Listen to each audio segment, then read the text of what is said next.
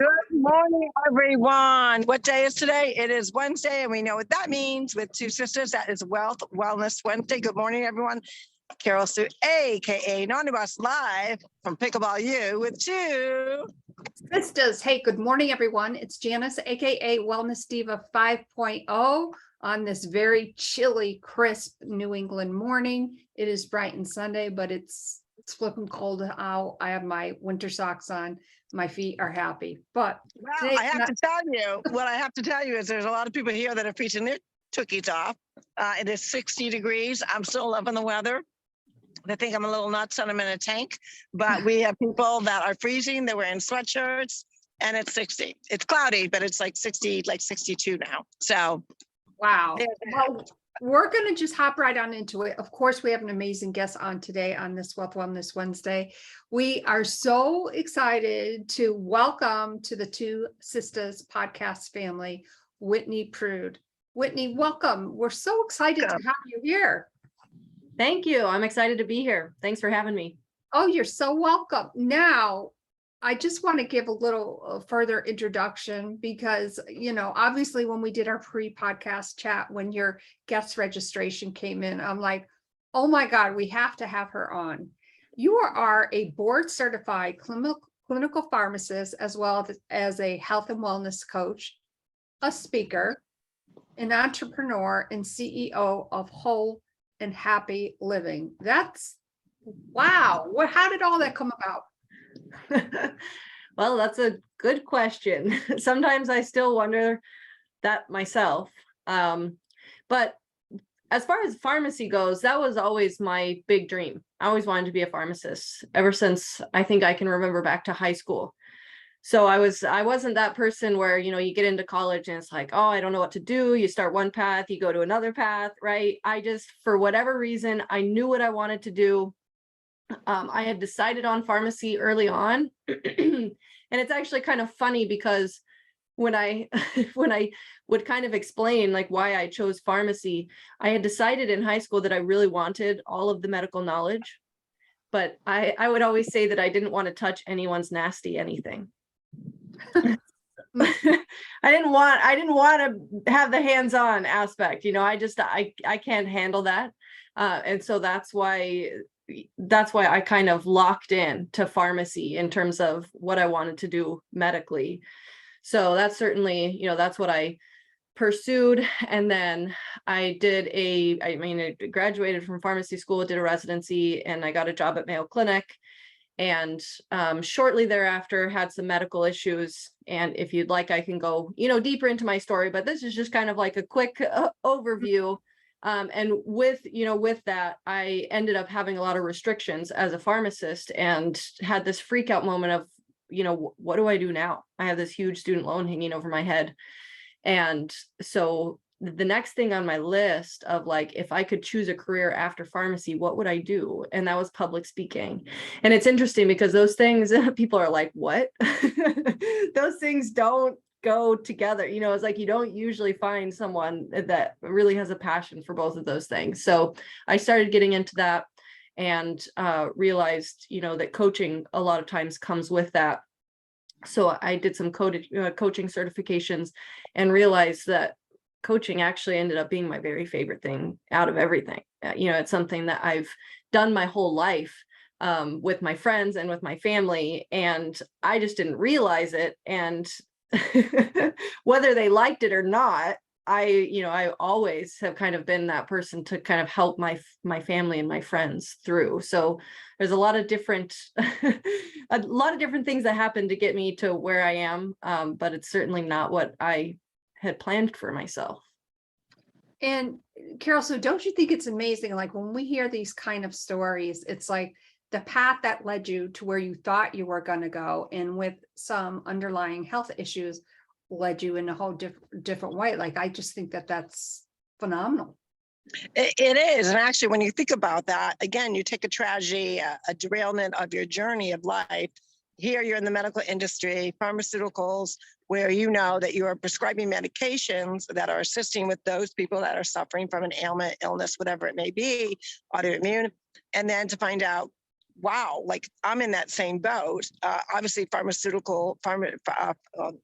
are not immune to not having their own issues, but the blessing that can come from an illness, the blessing that comes from a derailment of your journey, is paramount for people to be open to those blessings. So while they're kind of going through it and trying to second guess, where am I going now? What restrictions is this going to be for me going forward?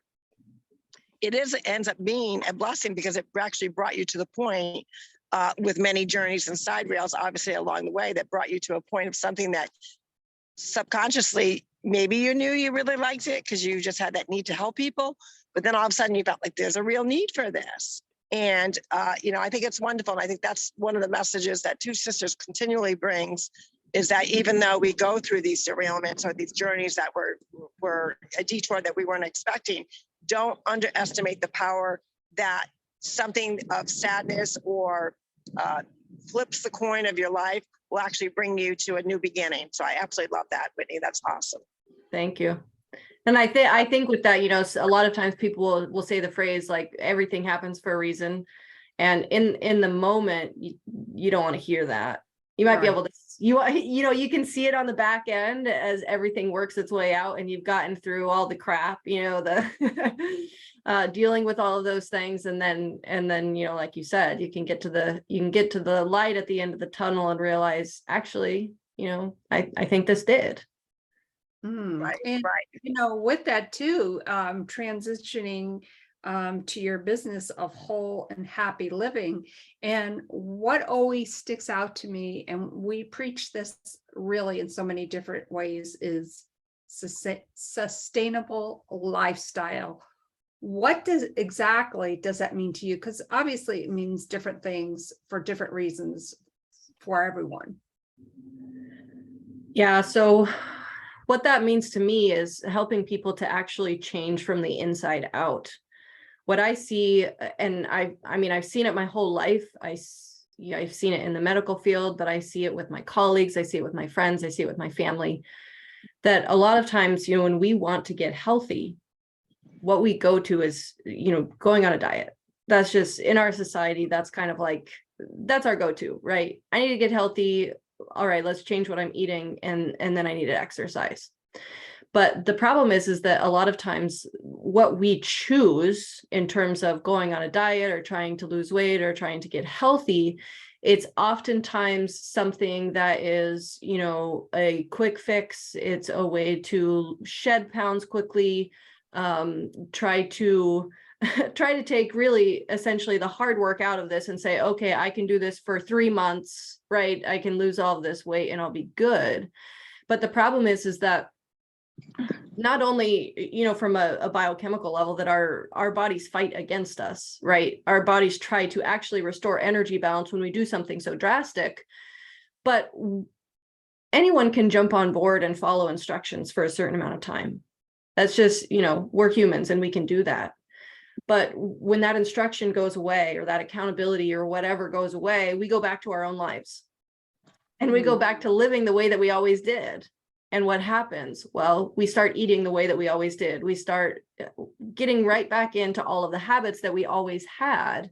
And for me, when I work with people, and the aspect that I'm so passionate about is really helping people do, the mental and emotional work with their mental and emotional health that can really change them internally. It changes who we are as a person. It helps you to overcome a lot of your barriers, understanding how you even got there in the first place. I always say that our physical health is an outer expression of an inner conflict. Like, we got there somehow. And if we really want to reverse it, we actually have to go to the source, right? We have to address those things so that then we are changed in who we are. We're changed in how we're living and why we're living. And then that lifestyle can last long term. So that's kind of when I work with people, that's what I think in terms of like, how do we make this sustainable? Well, we have to do the hard work. That's the reality. Right. And one of the things that we always chat about is, when you mentioned, people changing their diet, the fact of the matter is we all diet. Diet is just eating. And when you address the issue and join forces and partner with your healthy lifestyle, then you and understand that, okay, why was I craving this certain food? When you understand that usually the cravings and the way you eat are emotionally pushed, but also they're directly related to a nutritional deficiency. When you mirror all that together and say, okay, I'm a person that, when I get depressed, I feel bad, I feel sad, I go for the box of cookies. Well, it's really not the box of cookies issue. It's Right. internal. So I love that you chat about that with your coaching. That's so important. Well, yeah. And the other aspect too, I think, is when we work with different clients, it's like changing your lifestyle, we know is hard. Being where we are in the muck, whatever we want to call it, is hard. So you have two hards. Which hard are you going to choose? Right. Yeah, a heart that's going to last. Right. And keep you healthy, or a heart that keeps you stuck ultimately. And Right. for me, I don't know. My mindset is different in the sense of I don't think of a healthy lifestyle as hard. People, when they hear the word healthy lifestyle, automatically assume, the person's eating like a rabbit, like they're eating carrot sticks and celery and not really enjoying food. There are healthy ways to really enjoy food and still have those treats every now and then. But if you find that I'm not an emotional eater, but I do know a lot of people that are. I'm not a depressed eater, but I know a lot of people that are. I know a lot of people, when they're stressed out, they actually eat all the bad stuff and still lose weight. It obviously has to do with one's personal metabolism. But I think the key point is really understanding that those that continually have health issues understand why they have those health issues and are still eating the bad food, even though they've known. When I refer to as bad food, I'm talking sugars, I'm talking dairy, that kind of stuff. It's so unhealthy for your gut. And they still go after those. They are dealing with something emotionally that let's face it, I think the hard is looking internally, like you said, like what is the cause root of why I always, besides a nutritional deficiency, what else could it be? Something emotional, because the doctor told me if I eat that crap, I'm going to keep getting sick, but yeah, I still keep eating the crap. So what is wrong with me? And it's not really what's wrong with me. It's what haven't I dealt with? What's really bothering me? And a lot of people, I think it's hard, but I think they're just afraid. I think most people are afraid to do that internal work. Yeah, it's scary. Yeah. It's scary to look inside and be open to what you find, Right. and then have to deal with it. It Exactly. is. Yeah, and I think too that it's a trigger warning, like, okay, I'm gonna, hit the trigger on this. Like, I know that this over here is really bothering me. And when it comes up, I'm an emotional eater. So I'm gonna go out and buy that bag of chips and eat the whole damn thing. Whereas, maybe if we looked at it in different terms, like let's take a look at where I am. Okay, what can I do today? Like maybe start out, like simplify it as much as possible. Exactly. And right now it is 11:11. So everyone, please make a wish or put out some good vibes and kindness. I see that 11:11, and it's a very spiritual number for me, as well as many other people. So it popped up. Got to put it out there in the universe. And our wish could be for everyone to be healthy, to have the courage, to find a coach such like Whitney to help you through that. There are people out there that want to help you get better. And I think part of the initial piece to that is what we talk about, the first step, the first handout, to say, I need help me. And people are afraid to say that. And, we want to make sure that people are confident to say, it doesn't mean that you're weak.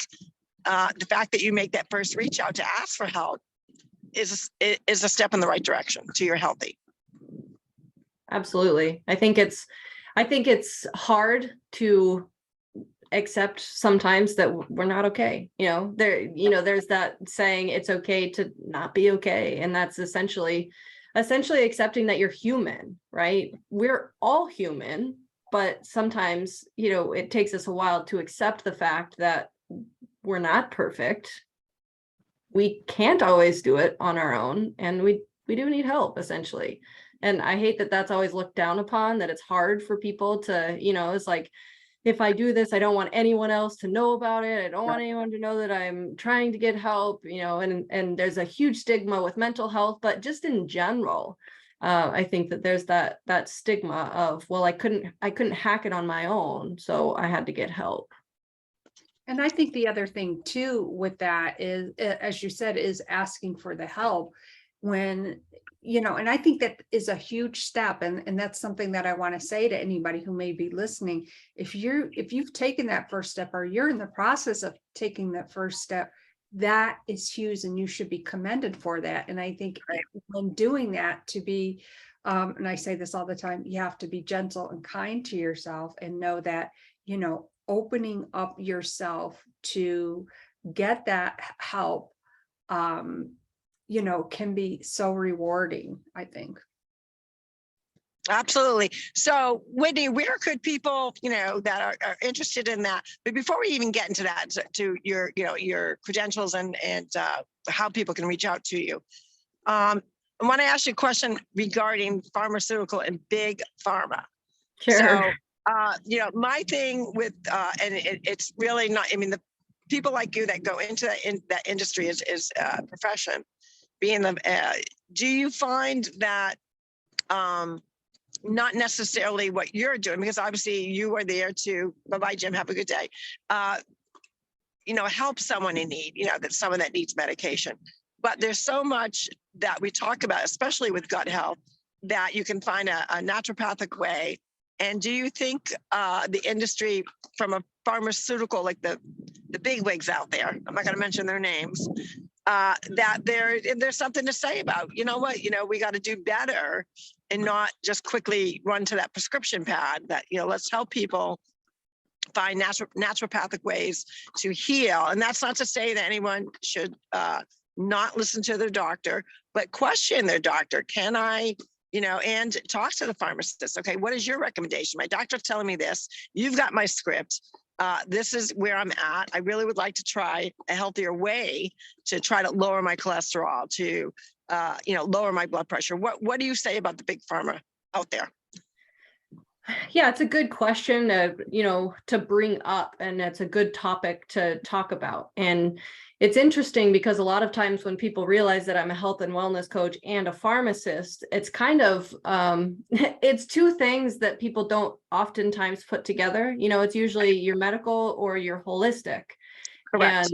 And with those two things, I really take a stance of being somewhat in the middle. Is there a place for medication? Yeah, there is. I have an autoimmune disease. I have rheumatoid arthritis, and potentially lupus, and I would not be living the life that I live right now. I still have a lot of limitations, but without medication, like I seriously wouldn't have a life right now. Like there's not a naturopathic way to alter my immune system in the way that medication is, changing my immune system right now. So that's important, right? There is a place for medication, and those things are important. But what else do I do? Well, I do a lot of things outside of that. And my eating is huge, right? My eating is big, getting massages, different things like that, where you can find a lot of those things and all that can also improve your quality of life. Now, if you go from the standpoint of, say, a lot of people find themselves in the situation where potentially they're not living the healthiest, and they start down this road of they're gaining weight, maybe they're pre-diabetic, my cholesterol is getting high, my blood pressure, whatever. And you ask this question of, what can I do before I go to medications? Now, I am absolutely 100% a supporter of, like, let's change your lifestyle. Right. Let's do that. Not everyone can. Right. Like we talked about before, it takes hard work, and it takes, oftentimes working with someone, whether you're working with a coach, a nutritionist, a personal trainer, whatever your resource is for working with someone, getting help and working through that process. It's very, very challenging to go from having all of these unhealthy habits and completely transforming your lifestyle and sticking with it.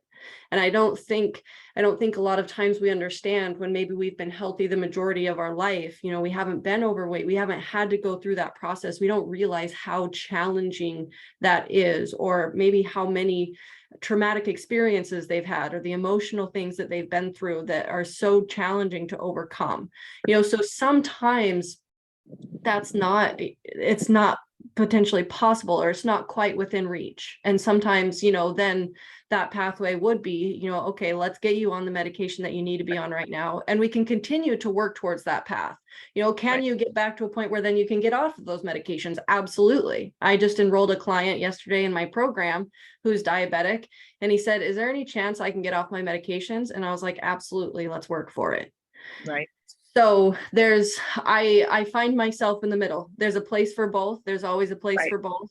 If there's a chance that lifestyle modifications can make that big difference for you and changing the way that you eat, if we can reverse everything that way, absolutely. But are there instances where that's just not possible for people? Absolutely. Right. Great answer. Great answer. I have a question. Is as far as the I call it movement or the exercise component, what has been your experience with your clients? Because I think a lot of times, I know that I've had health coaching clients, and I'm a former certified personal trainer. They want to be told what to do, but I really like working more toward what, for them to choose what they want to do, not necessarily, oh, you have to go to a gym. Do you find that some of your clients really are like, Whitney, just tell me exactly what I should do? You know, it's interesting because I very much, I present my program as a program that is individualized. And the reason that I individualize it to people is for that exact reason, that I am not going to give you a strict prescription of exactly what you need to do, because when I'm gone, it's, you know, it's going to be a struggle and you're not going to be able to maintain that.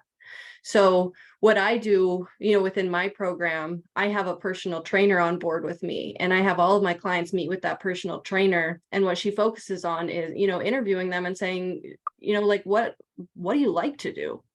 What are the things that you actually can incorporate into your lifestyle?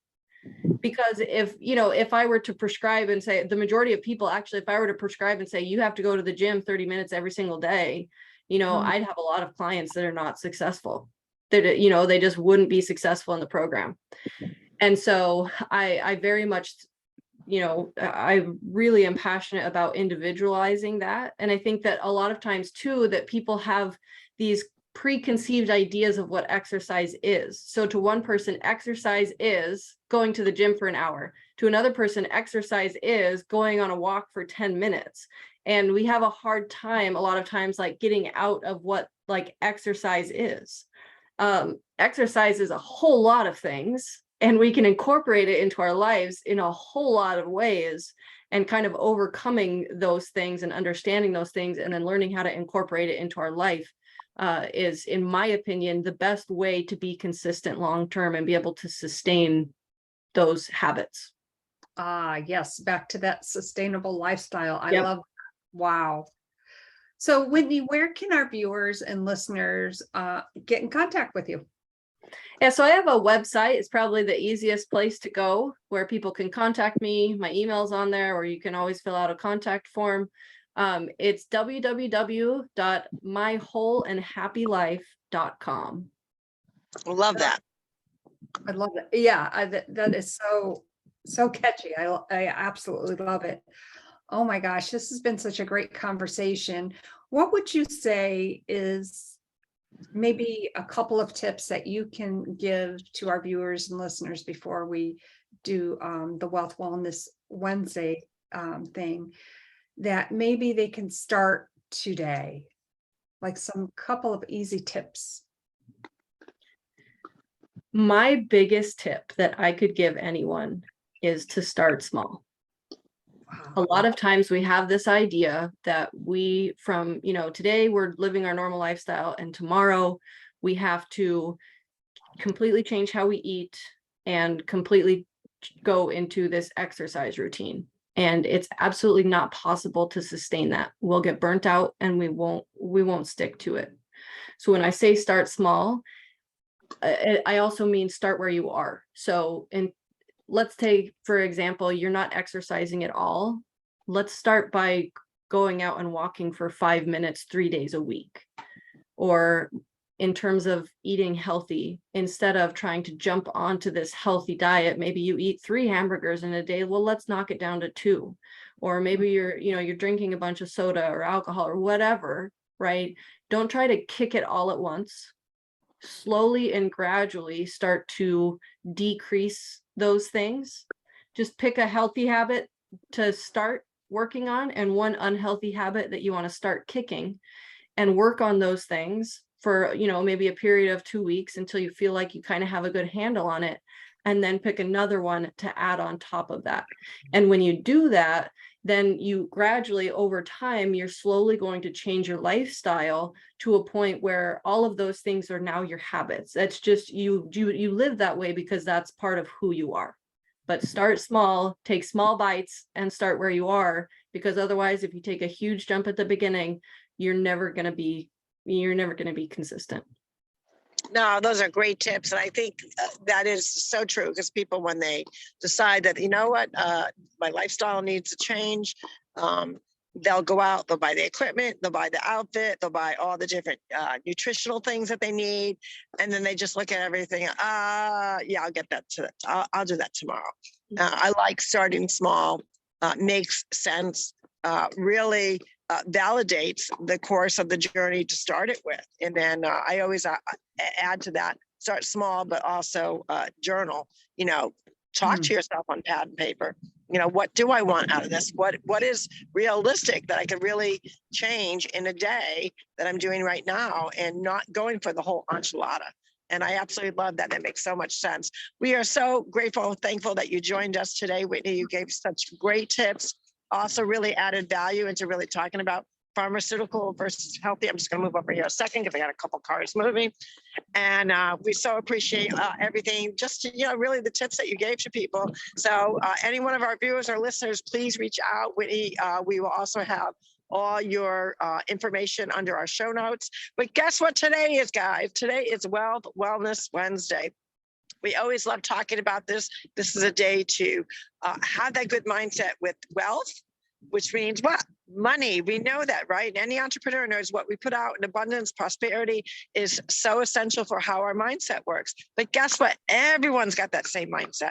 How about you changing the course of someone's day with a monetary little treat? Now, when I say monetary, it's not about the dollar amount. It could be $1. It could be $5, whatever the dollar amount, it doesn't matter. It's a matter of changing someone's course for the day. And I'm not talking about someone that I'm not talking about your neighbor, your family member that needs an extra few bucks. Everyone could always use the extra few bucks. It has to do with sharing that good wealth and kindness to an unsuspecting stranger. So how do you do that on Wealth Wellness Wednesday? Well, we're going to give you a few tips. Go to your favorite store, whatever that favorite store may be. Go down one of your favorite aisles. Or maybe I'm always hearing, young moms or any kind of mom really having to struggle trying to find formula or the price of diapers or whatever it may be. Go down the baby aisle, find a diaper box or a formula box, whatever it may be, and put a little bill in there. Maybe put a little note. Hey, hope this defrays the cost a little bit. When you're going to the gas station, we all know what's going with gas prices, right? How about where you insert the credit card, fold up a bill in the shape of a credit card and put it in there? How surprised would someone be? And yeah, they might look around, they might think they're on candid camera, but they're going to feel good. They're going to feel good. Gratitude is one of the greatest emotions of all humanity. And guess what they're going to do? They're going to pay it forward. At least we hope they pay it forward. Imagine if we all jumped on that kindness, wealth, wellness train. So with that, this is Carol Sue, AKA Naughty Boss, live at Pickleball University, Vero Beach. Kind of a cloudy day and it's a little chilly. I'm not going to lie, it's a little chilly out here. They all got their sweatshirts on, but I'm going strong. I'm in Florida. I'm not putting that sweatshirt on just yet. Carol Sue, AKA Naughty Boss, live with TwoSistas. Hey everyone, it's Janice, aka Wellness Diva 5.0 on this Wealth Wellness Wednesday. Thank you again, Whitney. It was our pleasure having you on today. And remember share the wealth, create your ripple effect, and just think how you will brighten someone's day. We'll see you again real soon. And don't forget, we are always here. Reach out to Whitney. Let us know what you thought of today's episode. Go to our website, www.twosistas.online. Thank you so much, everyone. Have a great day. Bye for now. Bye, everyone.